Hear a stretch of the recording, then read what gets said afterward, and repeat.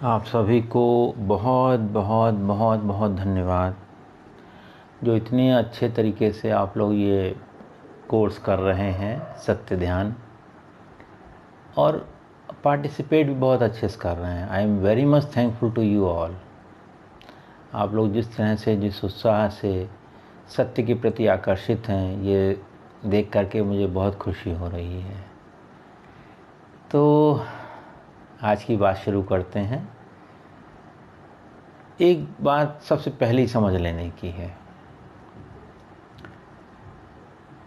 कि हम जो विचार करते हैं वही आकर्षित करते हैं। हमारा संसार हमारे विचारों की ही अभिव्यक्ति है। जो हम अपने सामने देखते हैं वो हमारे विचारों का ही प्रक्षेपण है, प्रोजेक्शन है। इस सत्य को ज़रूर ध्यान रखेंगे। और इसके बाद दूसरा सत्य ये है कि हर इंसान के पास चुनाव करने की शक्ति है,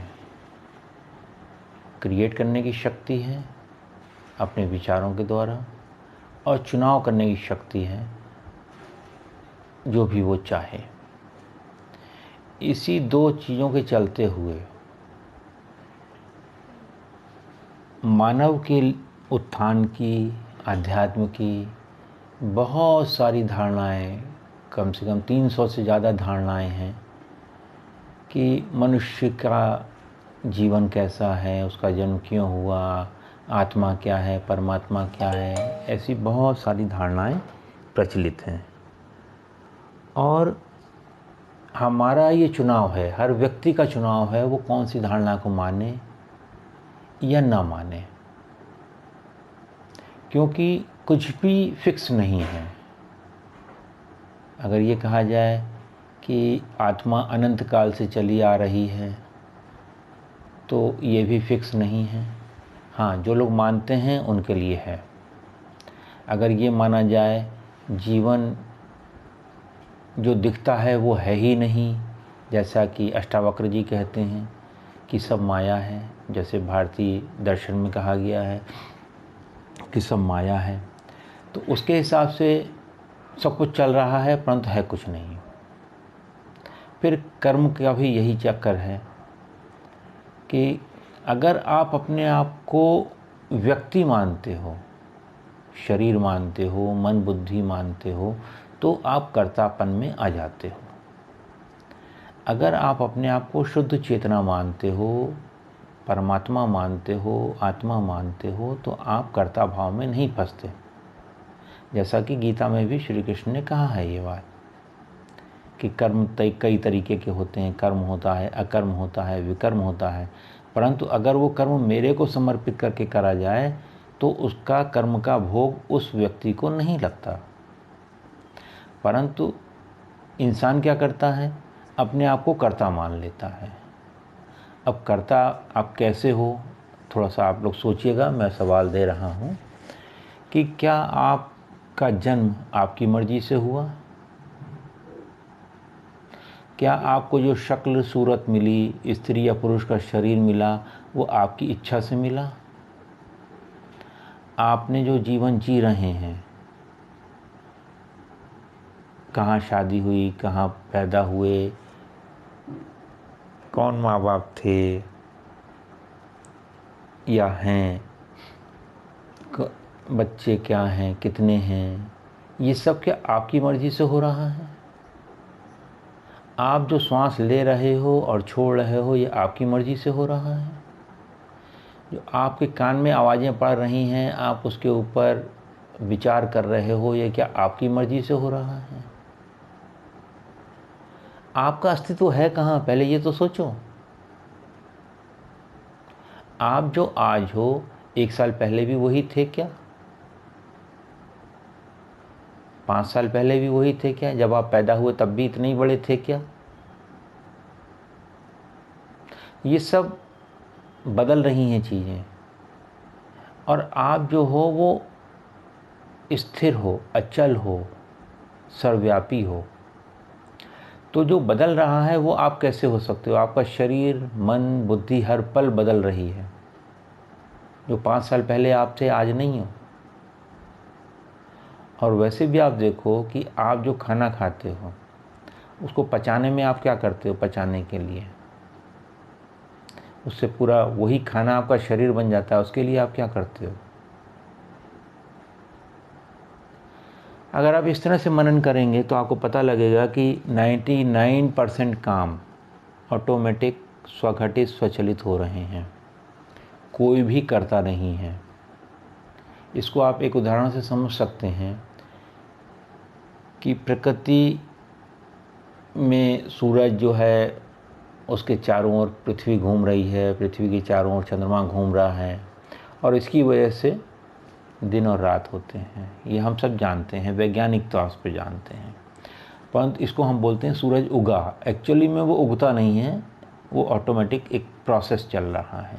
ठीक, यहाँ पर हम सुविधा के लिए उगता शब्द का इस्तेमाल करने वाले हैं। सूरज उगता है, पूरी सब जगह प्रकाश फैल जाता है, गर्मी या सर्दी जैसा भी हो, मौसम बदल जाता है।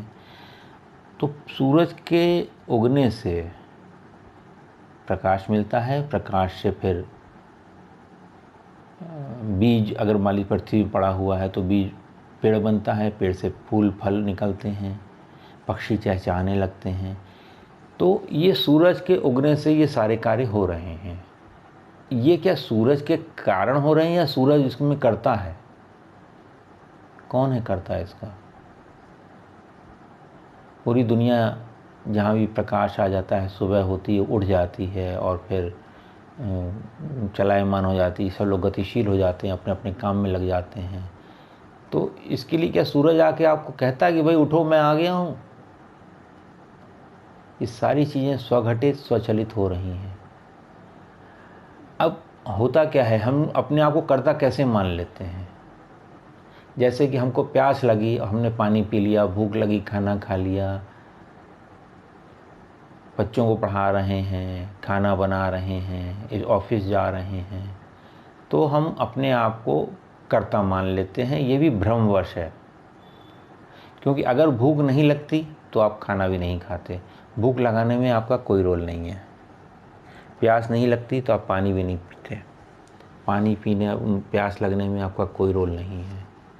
तो जो भी कुछ आप जहाँ भी कर्ता मान रहे हो अपने आप को, उसके मूल में अगर आप जाओगे तो आपको लगेगा कि ये तो ऑटोमेटिक हुआ है, आपको बस एक भावना आ गई और आप उस काम में जुट गए, तो आप कर्ता कैसे हुए?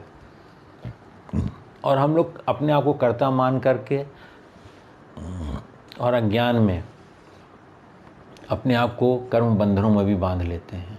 सबसे बड़ी मुश्किल ये है। कर्म का सिद्धांत अच्छा है और बहुत ही लोकप्रिय है, पूरी दुनिया में लोकप्रिय है वो, परंतु कर्म के सिद्धांत में को पूरी तरह से समझने की ज़रूरत है कि अगर आप अपने आप को कर्ता मान के कर्म करते हो तो आप बंधन में फंसते हो। अगर आप हर कर्म को सुबह से शाम तक जो भी किए हैं ईश्वर को समर्पित कर देते हो तो आप किसी भी बंधन में नहीं फंसते, आप सदा सच्चिदानंद की अवस्था में रहते हो। तो और ये हमारे पास चुनाव है, इंसान के पास चुनाव है कि हम अपने आप को व्यक्ति मान के कार्य करें सारे, या शुद्ध चेतना मान के कार्य करें। यहाँ हम ऊर्जा की बात नहीं कर रहे हैं, क्योंकि ऊर्जा तो व्यक्ति के विचारों से प्रभावित होती है, पर जो आपकी शुद्ध चेतना है वो किसी भी चीज़ से प्रभावित नहीं होती। और मन कहाँ से आ गया फिर? क्योंकि मन ही ने तो सारी चीज़ें बना रखी हैं। अब आप इसको एक और उदाहरण से समझें। जब आप पिक्चर देखते हो, कभी आपने टीवी में पिक्चर देखी या पिक्चर हॉल में पिक्चर देखी, तो वो सीन बड़े अच्छे लगते हैं, आप इमोशंस में भी चले जाते हो, कभी हंसते हो, कभी दुखी होते हो, कभी प्रसन्न होते हो, कभी डरते हो, कभी साहस आ जाता है। ये सब चीज़ें होती हैं पिक्चर में, 3 घंटे में सारी चीज़ें हो जाती हैं। जो पिक्चर में जो आपके जो एक्टर्स हैं, जो रोल जैसे है ना, तो वो जो किरदार हैं, जो अभिनय कर रहे हैं, जो रोल वो प्ले कर रहे हैं लोग, उनका कहाँ अस्तित्व है बताइए? कहीं नहीं, राइट? जैसे मान लीजिए अमिताभ बच्चन ने विजय का रोल किया दीवार पिक्चर में, वो कहाँ है, उसका अस्तित्व कहाँ है बताइए। विजय का अस्तित्व, अमिताभ बच्चन का अस्तित्व नहीं पूछना, विजय का जो वो रोल कर रहा था उसका कोई अस्तित्व कहीं भी नहीं है, केवल पिक्चर में है। इसी तरीके से जब आप आईना देखते हो, आईने के अंदर शक्ल दिखाई पड़ती है आपकी, वो जो अंदर दिख रहा है उसकी अस्तित्व कहाँ है, कहीं नहीं। ये मन की खूबी है कि मन जो है किसी भी चीज़ को ऐसा प्रस्तुत कर देता है कि हमें वो वास्तविक लगने लगती है। ये जो हमारे सामने भी फिल्म चल रही है, हमारे जीवन की फिल्म चल रही है, ये भी हमको वास्तविक लगती है। हमारा शरीर भी हमको वास्तविक लगता है। हमारे शरीर में नित्य नए परिवर्तन होते रहते हैं, हर दिन हम एक एक दिन हमारी उम्र कम होती चली जाती है, हमें पता लगता है क्या? हमें लगता है हम तो वैसे के वैसे ही हैं। क्यों लगता है, कभी सोचें? इसलिए लगता है क्योंकि वास्तव में जो आप हो उसको कभी भी कोई अंतर नहीं पड़ता। शरीर बदल रहा है, मन बदल रहा है, बुद्धि बदल रही, परंतु आप जो हो वो वैसा का वैसा ही है जैसा बचपन में था, जैसा 5 साल में था, जैसा 10 साल में था, जैसा 20 साल में था, जैसा आज है। तो जब ये आज जो आप लोगों को ज्ञान मिल रहा है ये बहुत ही अमूल्य ज्ञान है, इसको आप समझें, इसको बार बार सुनें, तो धीरे धीरे आप लोगों के अंदर वो भाव आएगा कि आप जो चिपके हुए हैं मन के साथ, मन की मान्यताओं के साथ, उनसे चिपके रहना ज़्यादा कठिन है, उनको छोड़ देना ज़्यादा आसान है। सोचें, समझें और इसका पालन करें। और अगर फिर भी कोई सवाल आता है, अच्छी बात होगी वो, तो आप लोग मुझसे फिर से सवाल पूछें और मैं इसको समझाने की कोशिश कर सकता हूँ। और इस अनुभव को जानने के लिए मन बड़ा व्यग्र रहता है, ये भी समझ लें। मन चाहता है कि मुझे ये अनुभव हो जाए कि मैं कौन हूँ, और वो अनुभव जब भी होता है जब मन हट जाता है। मैं कौन हूँ, जो सत्य अनुभव है वो तभी आता है जब मन विलोपित हो जाता है। और मन विलोपित होता है इसी तरह की बातों को सुनने से, और कोई तरीका नहीं है, कोई विधि नहीं है, क्योंकि जो भी विधियां हैं वो मन की हैं। ध्यान में जो भी विधियां दी जाती हैं वो मन की विधियां होती हैं। और मन अगर हटता है तो फिर आपको सत्य प्राप्त होता है, और अगर मन रहेगा तो आपको संतुष्टि नहीं मिलने वाली है, आपको लगेगा नहीं कुछ कमी रह गई है। तो मन के खेल को भी समझें। मन हमेशा आपको पूर्णता का एहसास दिलाता है, परंतु वो पूर्णता नहीं होती है। जब पूर्णता होगी तब आपको किसी को बताना नहीं पड़ेगा। एक आनंद की अनुभूति, एक प्रेम की अनुभूति, एक सहजता की अनुभूति आपके अंदर अपने आप आ जाएगी। जैसे कि आप जब खाना खाते हो तो कब पेट भर जाता है, इसके लिए क्या करते हो आप, कैसे पता लगता है? बस हो जाता है। यही उदाहरण याद रखें, जब भी आपको सत्य का अनुभव होगा बस आपको हो जाएगा। आपको खुद ही लगेगा कि शरीर नश्वर है, मन नश्वर है, बुद्धि नश्वर है, कुछ भी परमानेंट नहीं है। भ्रम इसीलिए होते हैं क्योंकि हम लोग ये सोचते हैं कि हम बुद्धि बढ़ा सकते हैं, फोकस कर सकते हैं, कंसंट्रेशन कर सकते हैं। ये सब शरीर मन बुद्धि के वैल्यूज़ हैं, इसके ऊपर काम किया जा सकता है, इसमें कोई गलत नहीं है। आप अपना अच्छी क्रिएटिविटी कर सकते हैं, ठीक है, परंतु आप सत्य तो जाने, पहले आप कौन हैं ये सत्य जानें, इसके बाद आप अपने मन को एक टूल की तरह उपयोग करें, शरीर को एक टूल की तरह उपयोग करें। जैसे आप घर में रहते हो तो घर नहीं हो जाते, परंतु आप शरीर में रहते हो, आप अपने आप को शरीर मान लेते हो। तो आज के लिए बस इतना ही। इसके ऊपर मनन करें, सोचें, और अगर आप लोगों को कुछ अलग जानकारी है तो मुझे ज़रूर बताएं, मुझे खुशी होगी आपसे बात करके। धन्यवाद, नमस्कार, एक बार पुनः धन्यवाद। आप लोगों ने इतनी अच्छी बातें रखी हैं कि मैं खुश हो गया, इसको बताने में एकदम उत्साहित हो गया, और I am very much thankful to you all. Thank you, thank you, thank you.